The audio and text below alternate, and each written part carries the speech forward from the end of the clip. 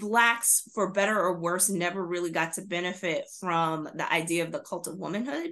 So the idea that Black women needed to be protected from anything.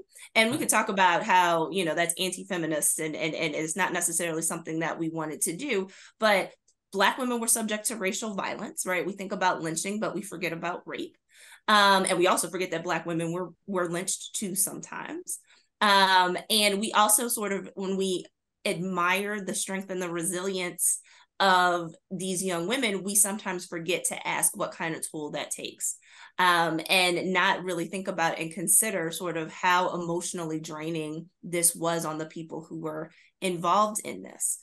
And I think that also tends to, especially since there's a lot of history of racism that is justified in the United States because white women were supposed to be protected in these instances, right? We could also talk about sort of how this explains the breakdown of second wave feminism, where Black women are going to argue that white women aren't their allies always in all of these types of situations.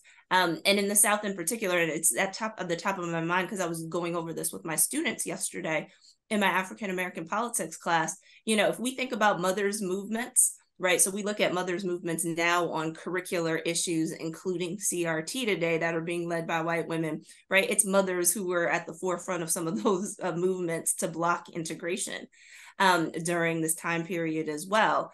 And so it really kind of further complicates issues, and it further complicates Black women's abilities to be able to advocate for themselves as women. And so I want to create a space where we can talk about all of that in their complexity, also honor how hard this was for all people, but how it's also hard for Black women, and maybe in some ways kind of dismantle that notion of the strong Black woman stereotype, because that's also usually at play in the civil rights movement. And so we think about that with Ella Baker and Daisy Bates, but we don't also consider sort of the ways that like they had bad days too, and were they allowed to be able to express that and vocalize that and heal from that.